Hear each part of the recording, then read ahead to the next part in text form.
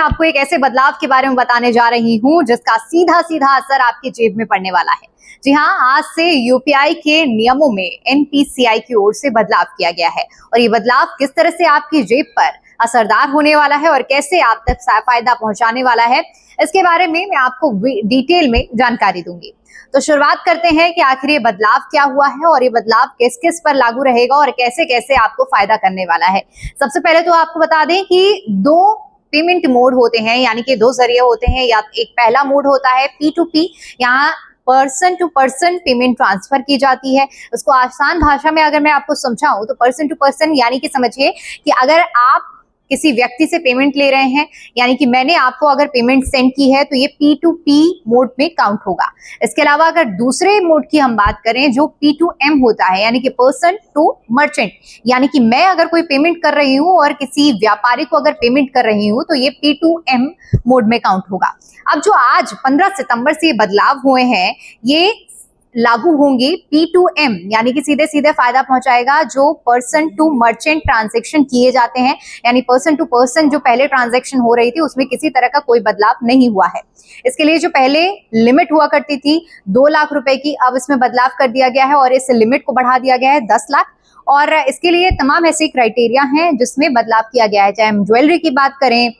या फिर अन्य शॉपिंग मोड्स की बात करें, इन सभी की चीजों में बदलाव एनपीसीआई की ओर से किया गया है। इसमें देखने वाली बात यह होगी कि एनपीसीआई की ओर से गाइडलाइन तो जारी कर दी गई है, लेकिन अब ये आपके बैंक पर निर्भर करता है कि बैंक आपको कितनी लिमिट दे रहा है। समझने के लिए मैं आपको बताती हूँ कि जैसे अगर किसी चीज पर 24 घंटे के लिए जो स्पेंड लिमिट एनपीसीआई की ओर से 10 लाख रुपए निर्धारित की गई है और मान लीजिए कि आपका किसी XYZ बैंक में अकाउंट है और उस बैंक ने जो अपनी लिमिट तय की है वो 10 लाख की बजाय उसने आपको 6 लाख रुपए दी है, तो समझिए कि 4 लाख रुपए आप डेफिसिट में रहेंगे और आप एक दिन में जो 24 घंटे में जो आपकी लिमिट रहेगी वो 6 लाख रहेगी, क्योंकि ये इसे नियम जब बनाए गए हैं तो उसमें स्पष्ट किया गया है कि ये पूरी तरह से बैंक पर निर्भर करता है कि आपकी लिमिट कितनी होगी। तो पूरी तरह से देखिए, मैंने जिस तरह से आपको बताया कि ये जो बदलाव है ये एक तरह से आपके लिए फायदेमंद भी होंगे, क्योंकि पहले लोगों को क्या करना पड़ता था, या तो अगर मान लीजिए कि 10 लाख रुपए की ट्रांजैक्शन करनी है तो उन्हें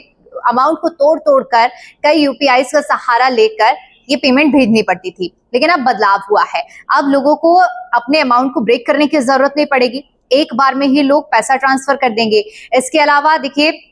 ये भी ऑप्शन रहता था लोगों के पास। पहले लोग चेक डीडी का सहारा लिया करते थे, बहुत ज्यादा हेक्टिक होता था, बैंक जाना पड़ता था। पूरे प्रोसेस को स्मूदन करने के लिए एनपीसीआई ने ये बदलाव किए हैं और खास तौर पर ये व्यापारी वर्ग को ध्यान में रखते हुए लाभ पहुंचाने के लिए ये पूरा प्रयास किया गया है, ताकि लोगों को यूपीआई, जो कि आज के समय में हमारे लिए हमारा सबसे बड़ा जरिया बन चुका है। आज हम कहीं भी निकलते हैं तो हमारा सबसे बड़ा सहारा होता है। हम घर से कैश लेना भूल जाते हैं, लेकिन हमारे पास ये एक back of the mind thought रहता है कि अगर हम कहीं निकलते हैं और हमें कुछ पसंद आता है तो हमारे पास डिजिटल पेमेंट मोड है। हम यूपीआई में किसी भी मोड की बात करें, चाहे फोन पे, गूगल पे या किसी भी बैंकिंग मोड की बात करते हैं, तो इन सभी के जरिए एक ऐसा प्लेटफॉर्म मिला है जहां पर लोग बेधड़क होकर डिजिटल के माध्यम से डिजिटलाइज होकर पेमेंट कर रहे हैं। और